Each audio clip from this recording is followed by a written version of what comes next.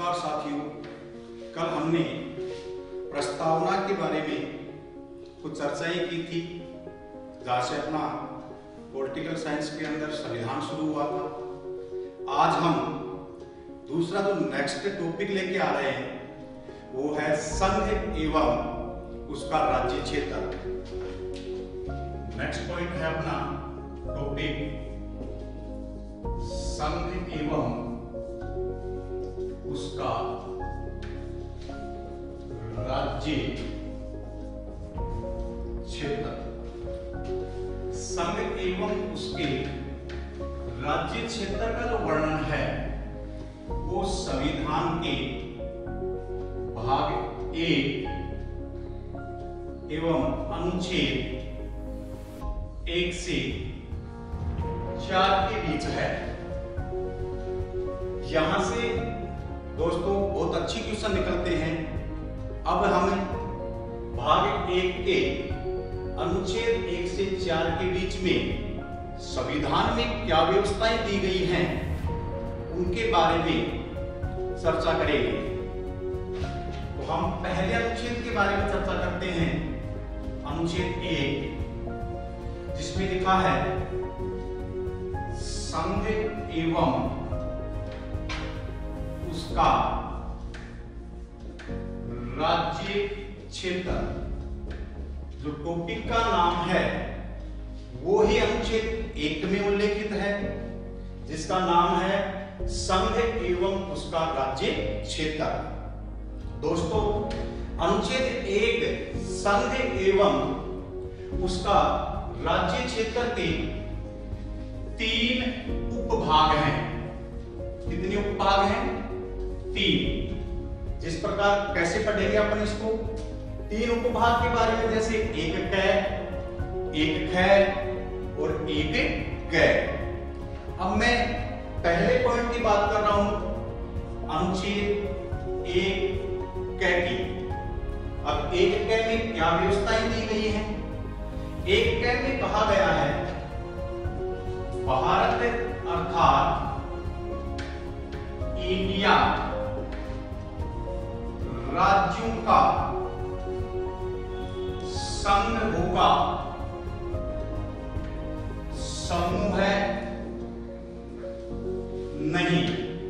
फिर सुन लीजिएगा, अनुच्छेद 1 कै में क्या कह रहा है? कॉन्स्टिट्यूशन में व्यवस्थाएं क्या दी गई हैं कि भारत अर्थात इंडिया राज्यों का संघ होगा, समूह है नहीं।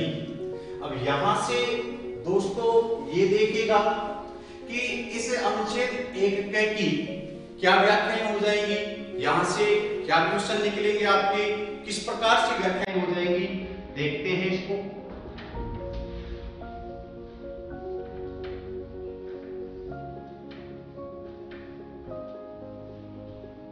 फिर मैं कह रहा हूं अनुच्छेद 1 कै भारत अर्थात इंडिया राज्यों का संघ होगा, समूह है नहीं। इसकी व्याख्या क्या हो जाएगी? यह अनुच्छेद 1 कै हमसे कहना क्या चाहता है? तो देखिएगा, पहला अनुच्छेद 1 कै कहता है देश का नाम, कि भारतीय संविधान में हमारे देश को कितने नामों से पुकारा गया है या कितने नाम हमारे संविधान में उल्लेखित मिलते हैं देश के। तो देखिएगा, भारतीय संविधान में हमारे देश के 2 नाम उल्लेखित हैं। कितने नाम उल्लेखित हैं दोस्तों? 2 नाम। और 2 नाम कौन कौन से हैं? एक मिलता है भारत और दूसरा है इंडिया।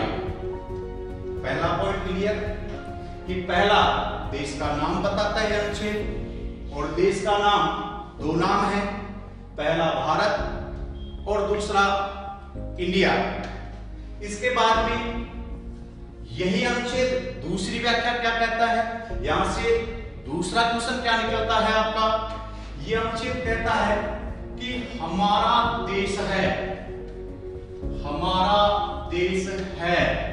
क्या है हमारा देश? तो देखिएगा, हमारा देश राज्यों का केवल संघ है, राज्यों का केवल क्या है? संघ है, समूह है नहीं है। तो देखिएगा यहाँ पे कि हमारा देश है राज्यों का केवल संघ है, समूह है नहीं।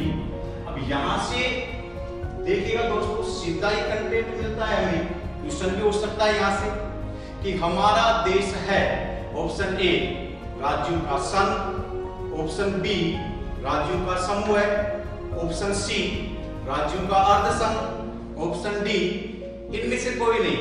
तो इसका राइट आंसर क्या होगा कि हमारा देश राज्यों का केवल संघ है। ये 2 पॉइंट यहां से एनालिटिकल विश्लेषणात्मक इसकी व्याख्याएं हो रही है अनुच्छेद 1 क की। तीसरा पॉइंट यही अनुच्छेद हमसे क्या कहना चाह रहा है, देखिएगा कि हमारे देश राज्यों का संघ है। तो संघ शब्द के लिए सुनिएगा दोस्तों, दोबारा से काफी बार क्वेश्चन आया हुआ है कि भारतीय संविधान में संघ शब्द के लिए किस अंग्रेजी शब्द का प्रयोग किया गया है। तो भारतीय संविधान में संघ शब्द के लिए यूनियन शब्द का प्रयोग किया गया है। दोबारा से सुन लो कि भारतीय संविधान में संघ शब्द के लिए किस शब्द का प्रयोग किया गया है। तो संघ शब्द के लिए प्रयोग किया गया है यूनियन शब्द का। लास्ट अनुच्छेद 1 क की चौथी व्याख्या वेरी इंपोर्टेंट कि अनुच्छेद 1 क चौथी बात और क्या कहना चाह रहा है। तो नंबर 4 पॉइंट ये कह रहा है देश की शासन प्रणाली। फिर सुन लीजिएगा, चौथा पॉइंट क्या कह रहा है, देश की शासन प्रणाली, कि हमारे देश में किस प्रकार की शासन प्रणाली है। तो दोस्तों विश्व में मुख्यतः 2 प्रकार की शासन प्रणालियां हैं। एक है एकात्मक शासन प्रणाली और एक होती है संघात्मक शासन प्रणाली। सुनिएगा कि हमारा देश राज्यों का केवल संघ है। संघ का मतलब क्या हो रहा है कि हमारे देश में शासन की संघात्मक शासन प्रणाली है। कौन सी शासन प्रणाली है? संघात्मक। अनुच्छेद 1 क के बारे में अपने चर्चाएं की कि अनुच्छेद 1 क फिर से एक बार मैं रिपीट कर देता हूं आपके लिए कि 1 क में लिखा क्या गया है, भारत अर्थात इंडिया राज्यों का संघ होगा, समूह है नहीं होगा। और यहां से आपके संभावित क्वेश्चन क्या क्या बन रहे हैं, इसकी व्याख्या क्या हो रही है। तो पहला पॉइंट है देश का नाम। तो भारतीय संविधान में हमारे देश को 2 नामों से पुकारा गया है, भारत ओब्लिक इंडिया। दूसरा क्वेश्चन हमारा देश है। तो वापस सुन लीजिएगा दोस्तों, हमारा देश राज्यों का केवल संघ है, क्या नहीं है? समूह है नहीं है। तीसरा और इंपॉर्टेंट फैक्ट कि भारतीय संविधान में संघ शब्द के लिए किस अंग्रेजी शब्द का प्रयोग किया गया है। तो संघ शब्द के लिए यूनियन शब्द का प्रयोग किया गया है। चौथा पॉइंट, यही अनुच्छेद 1 क हमें देश की शासन प्रणाली के बारे में बताता है कि हमारे देश की शासन प्रणाली किस प्रकार की है।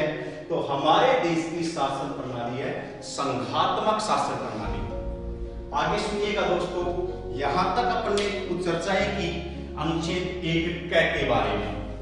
अब यहां से अगर मैं एनालिटिकल क्वेश्चन की और बात करूं, कंसेप्ट से संबंधित कुछ मुद्दों पर बात करूं, तो भारतीय संविधान सभा जब संविधान का निर्माण कर रही थी तो संविधान में कुछ विद्वानों ने संघ शब्द जो शासन प्रणाली में प्रयोग किया गया है उसके लिए 2 नाम सुझाए थे।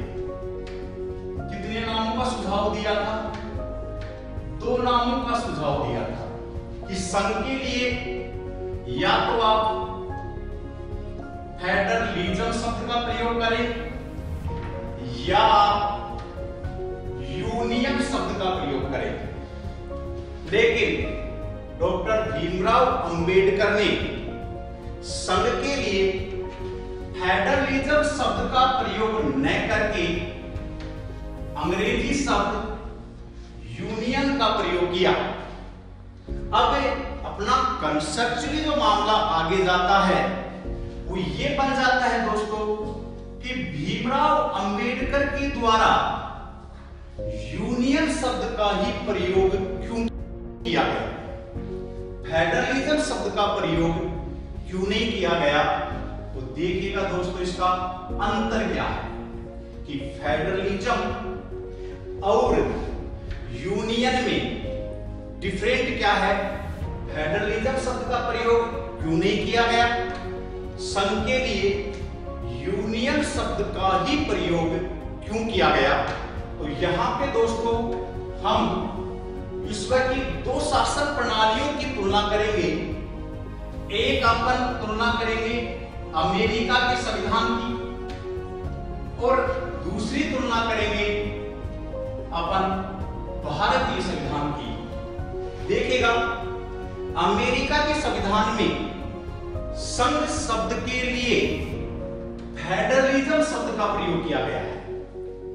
अमेरिका भी राज्यों का संघ है और भारत भी राज्यों का क्या है, संघ है। लेकिन दोनों में डिफरेंट क्या है। अमेरिका में जहां संघ शब्द के लिए फेडरलिज्म का प्रयोग किया गया है, जबकि भारत में संघ शब्द के लिए यूनियन का प्रयोग किया गया है। अब फेडरलिज्म और यूनियन में अंतर क्या है, अमेरिकी संघ और भारतीय संघ में डिफरेंट क्या है, ये मैं आपको समझाना चाह रहा हूं। प्लीज ढंग से समझिएगा इस मामले को, बहुत अच्छा पॉइंट है। देखिएगा जब अमेरिका आजाद हुआ 1776 में जॉर्ज वाशिंगटन के नेतृत्व में, तो वहां संघ जब निर्मित हुआ अमेरिका का, तो वहां के संविधान में संघ के लिए फेडरलिज्म शब्द का प्रयोग किया गया और इसके दो कारण थे।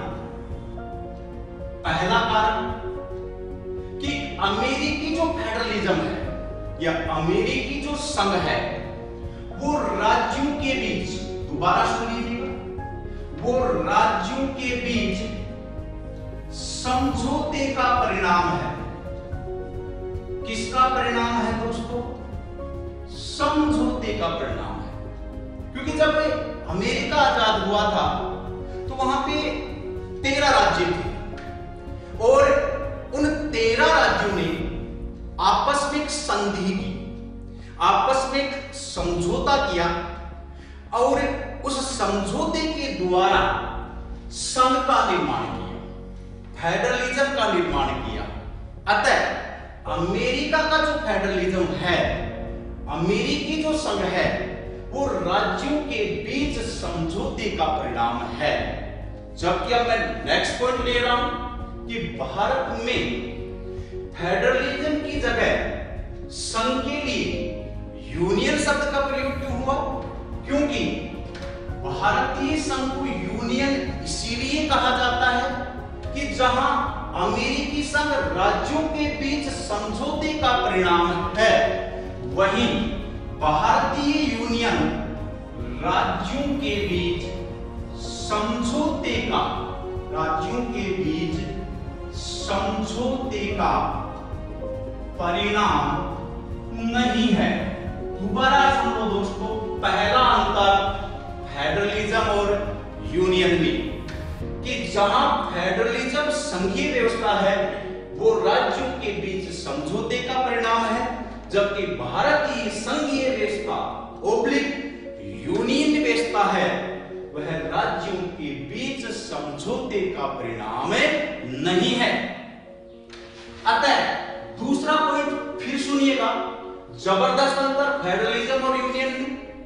काफी बार पूछा गया क्वेश्चन है कि अमेरिका का जो संघ है वो राज्यों के बीच समझौते का परिणाम है।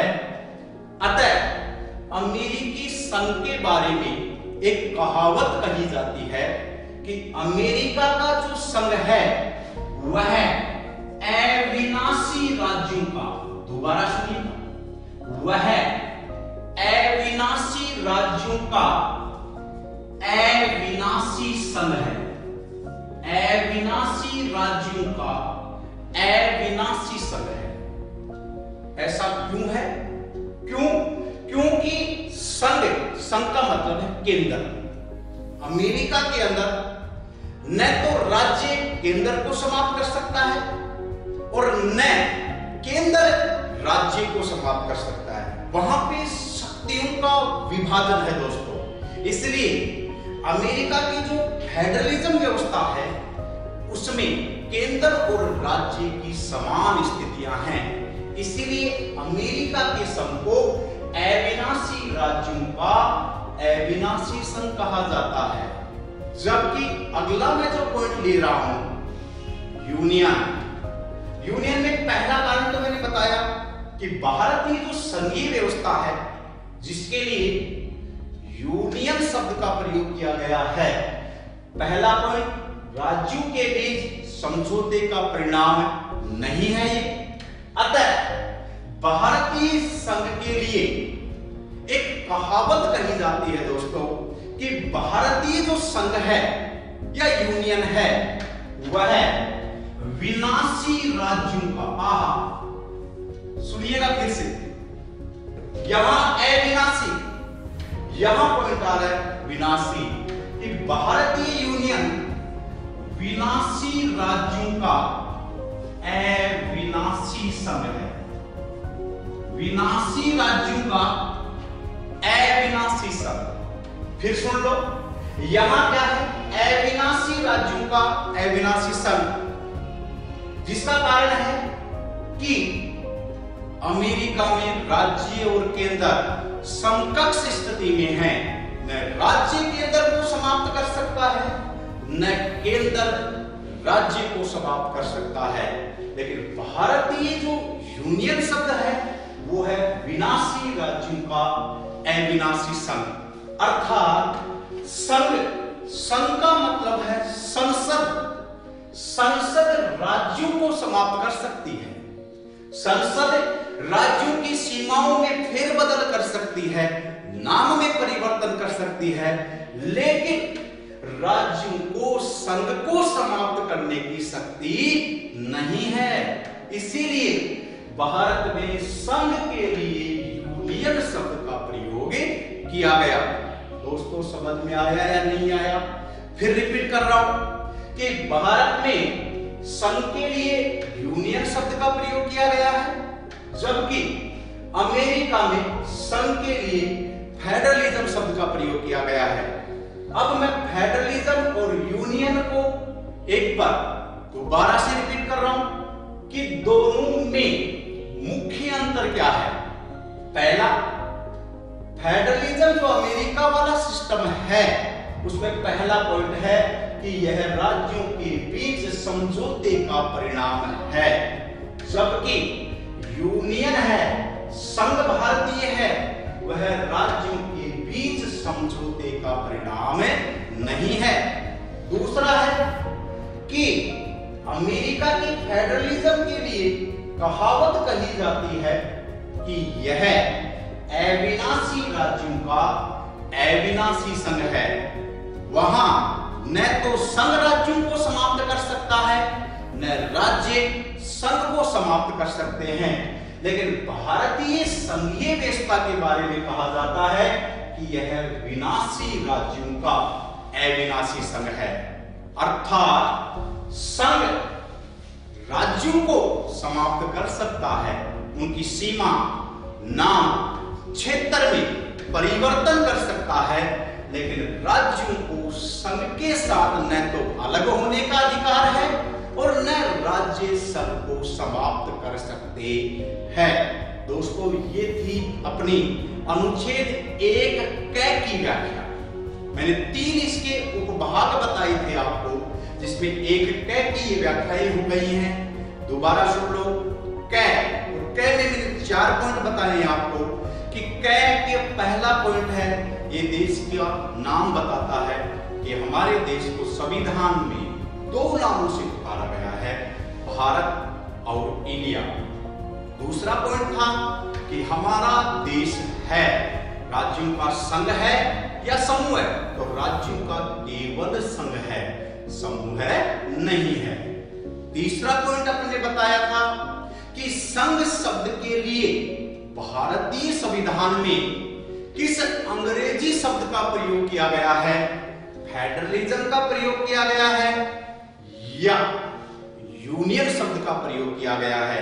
तो संघ के लिए यूनियन शब्द का प्रयोग किया गया है। और चौथा पॉइंट एक कै बता रहा था देश की शासन प्रणाली, और हमारे देश की जो शासन प्रणाली है वह संघात्मक शासन प्रणाली है। कौन सी प्रणाली है? संघात्मक। फिर अगला जो पॉइंट ले रहे थे कि फेडरलिज्म और यूनियन में अंतर क्या है, क्योंकि मैंने बताया था कि संविधान सभा में जब संविधान का निर्माण चल रहा था तो दोनों में कुछ असमंजस स्थिति बनाई थी कि फेडरलिज्म का प्रयोग किया जाए या यूनियन का प्रयोग किया जाए।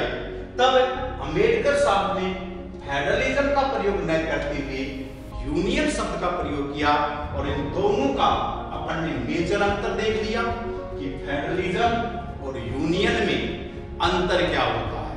ये तो थी अपनी एक कै की व्याख्या। अब अपन दूसरा इसका उपभाग लेंगे, एक कै।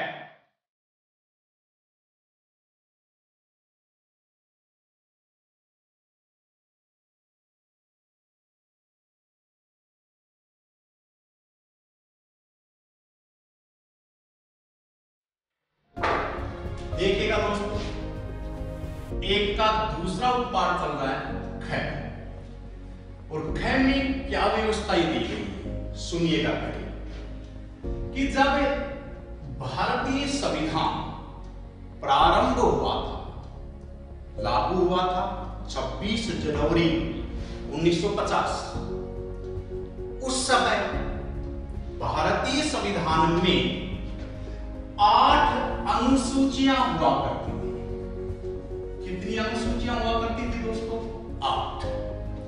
लेकिन अगर अपन वर्तमान परिप्रेक्ष्य की बात करें कि भारतीय संविधान में वर्तमान में कुल कितनी अनुसूचियां हैं, तो भारतीय संविधान में वर्तमान में 12 अनुसूचियां हैं। दोबारा सुनिएगा, एक कै की बात कर रहा हूं कि भारतीय संविधान जब लागू हुआ था 26 जनवरी 1950 को, उस समय भारतीय संविधान में 8 अनुसूचियां थी, और आज वर्तमान में भारतीय संविधान में कुल 12 अनुसूचियां हैं। अब ये एक कै में वर्णन किया गया है प्रथम ओब्लिक पहली अनुसूची का, कि भारतीय संविधान की जो पहली अनुसूची है उसमें किसका उल्लेख किया गया है, या भारतीय संविधान की पहली अनुसूची का संबंध किससे है। तो दोस्तों सुनिएगा कि भारतीय संविधान की पहली अनुसूची में राज्य प्लस संघ शासित, दोबारा सुन लीजिएगा, पहली अनुसूची में राज्य प्लस संघ शासित, संघ शासित का अपन दूसरा नाम भी दे सकते हैं केंद्र शासित प्रदेश। तो भारतीय संविधान की पहली अनुसूची में एक तो राज्यों का उल्लेख है और इसके साथ साथ केंद्र शासित प्रदेशों का उल्लेख है। अब यहां से अगर डायरेक्ट क्वेश्चन पूछा जाए, सीधा सीधा क्वेश्चन पूछा जाए, तो क्वेश्चन का टाइप ये हो सकता है कि संविधान की पहली अनुसूची का संबंध है। फिर सुन लीजिएगा, कि संविधान की पहली अनुसूची का संबंध है ए शपथ से, बी वेतन से, सी दल बदल से, डी राज्य प्लस केंद्र शासित प्रदेशों से। तो अपना राइट आंसर वहां पे निकला गया डी, कि संविधान की पहली अनुसूची का संबंध है एक तो राज्यों से है प्लस केंद्र शासित प्रदेशों से है। ये मामला हो गया अपना एक ख का। दोबारा रिपीट कर देता हूं कि पहले संविधान में 8 अनुसूचियां हुआ करती थी, वर्तमान में कुल 12 अनुसूचियां हैं। संविधान की पहली अनुसूची का संबंध राज्य प्लस केंद्र शासित प्रदेशों से है। क्लियर दोस्तों? अब मैं अनुच्छेद 1 के तीसरे उपभाग ग का वर्णन करता हूं, या ग में क्या उल्लेखित है इसके बारे में बात करेंगे दोस्तों।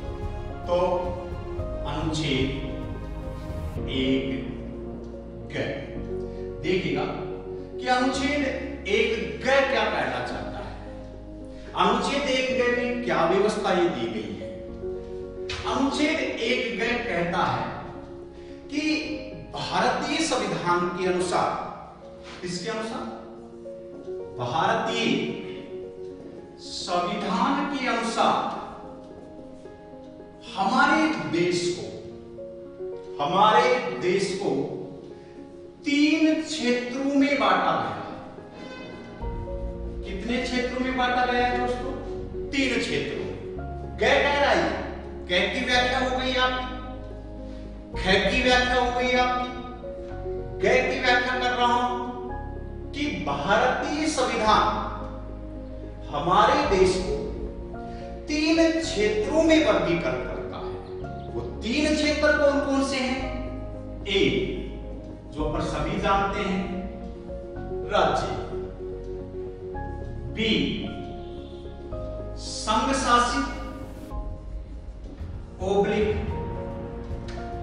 केंद्र शासित प्रदेश, और तीसरा है या सी पॉइंट है अर्जित किया गया क्षेत्र। कौन सा क्षेत्र दोस्तों? अर्जित किया गया क्षेत्र।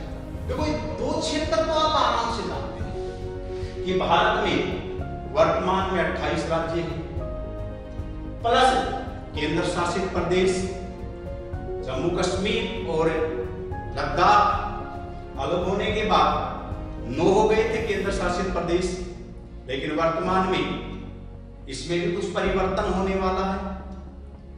दमन दीव एवं दादर नगर हवेली को एक करने का प्रस्ताव हो भी चुका है, इसलिए व्यवस्थाएं आपकी 9 से कुछ परिवर्तन होंगी।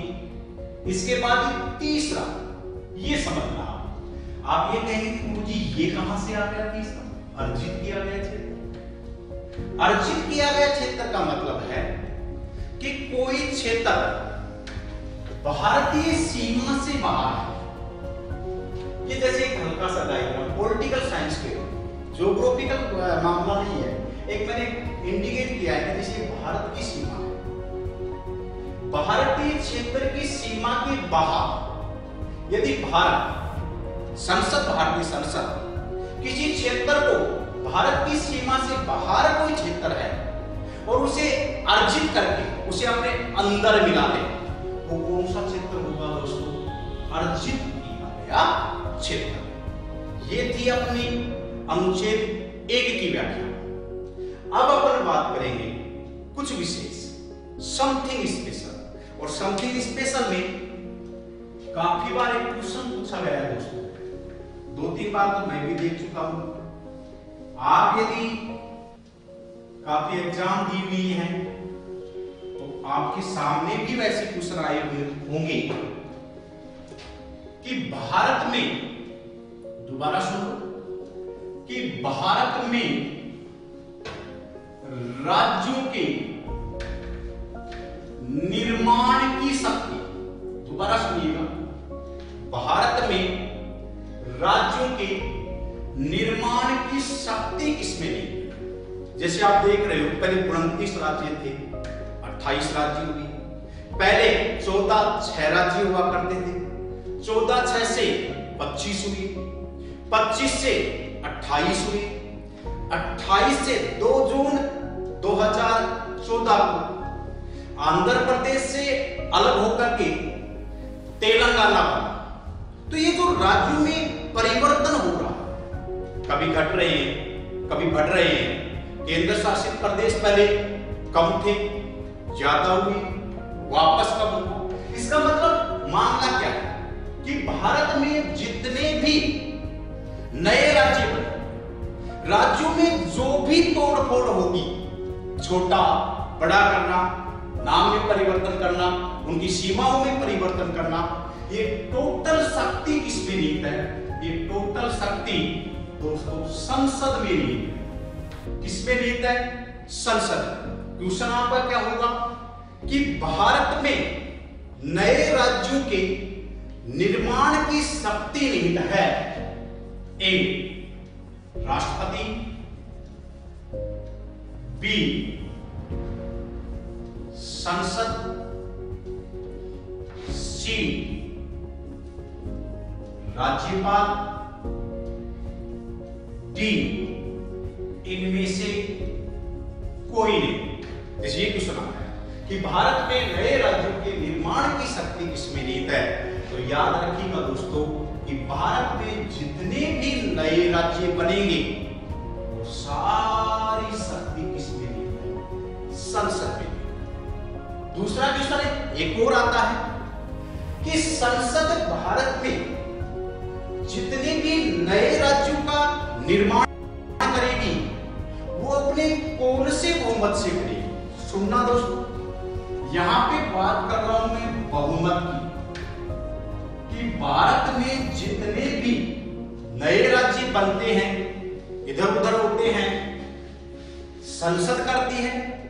लेकिन संसद जब नए राज्यों का निर्माण करती है तो वहां पे कौन से मेजोरिटी की जरूरत होती है, कौन से बहुमत की आवश्यकता होती है? तो संसद नए राज्यों का निर्माण अपने साधारण बहुमत से करेगी। कौन से बहुमत से करेगी दोस्तों? साधारण।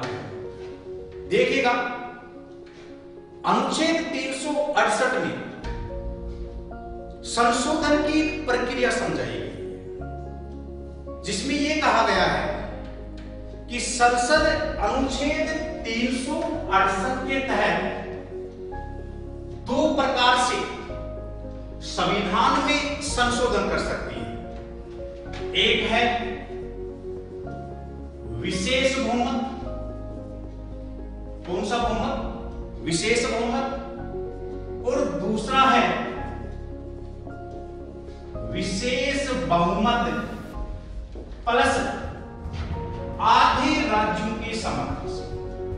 सुनना फिर से, मैं साधारण बहुमत की बात नहीं कर रहा हूं अभी, मैं बात कर रहा हूं दोस्तों अनुच्छेद 368, जिसमें संविधान संशोधन की प्रक्रिया को समझाया गया। और अनुच्छेद 368 यह कहता है कि संसद संविधान में संशोधन 2 प्रकार से कर सकती है। एक विशेष बहुमत से कर सकती है और एक विशेष बहुमत तो होना ही होना चाहिए, इसके साथ साथ आधे राज्यों का समर्थन भी होना चाहिए। अब यहां पे मैंने एक चीज बताई आपको, एक कंसेप्ट बताया मैंने आपको कि भारत में नए राज्य का जो निर्माण होता है वो संसद करती है, और संसद अपने कौन से बहुमत से करती है? साधारण बहुमत से। तो क्वेश्चन जो निकल के आ रहा है वो क्वेश्चन ये आ रहा है कि संसद भारत में नए राज्यों का निर्माण अपने कौन से बहुमत से करती है? ऑप्शन ए विशेष बहुमत, ऑप्शन बी विशेष बहुमत प्लस आधे राज्यों के समर्थन से, ऑप्शन सी केवल साधारण बहुमत से, और ऑप्शन डी इनमें से कोई नहीं। तो दोस्तों राइट आंसर क्या होगा? राइट आंसर होगा कि संसद नए राज्यों का निर्माण अपने साधारण बहुमत से करती है। दोबारा सुनो कि भारत में नए राज्यों के निर्माण की शक्ति किसमें निहित है? संसद में। भारतीय संविधान में बहुमत 3 प्रकार का दिया गया है। एक साधारण बहुमत है, फिर मैंने अनुच्छेद 368 बताया मैंने कि अनुच्छेद 368 में संविधान संशोधन की 2 प्रक्रियाएं समझाई गई हैं। एक विशेष बहुमत और दूसरा है विशेष बहुमत प्लस आधे राज्यों का समर्थन। लेकिन नए राज्यों के निर्माण में केवल कौन सा बहुमत होगा? साधारण। क्लियर दोस्तों? इतना अनुच्छेद 1 बताया और इसके बाद अपने कुछ विशेष पॉइंट देखा। अब मैं बात कर रहा हूं अनुच्छेद 2 की और अनुच्छेद 3 की। और दोस्तों ये अनुच्छेद 2 और अनुच्छेद 3, इन दोनों अनुच्छेदों को अपन साथ साथ पढ़ेंगे, दोनों की तुलना करते हुए पढ़ेंगे और ये अपन बात करेंगे कल। ओके, नमस्कार साथियों, जय हिंद, जय भारत।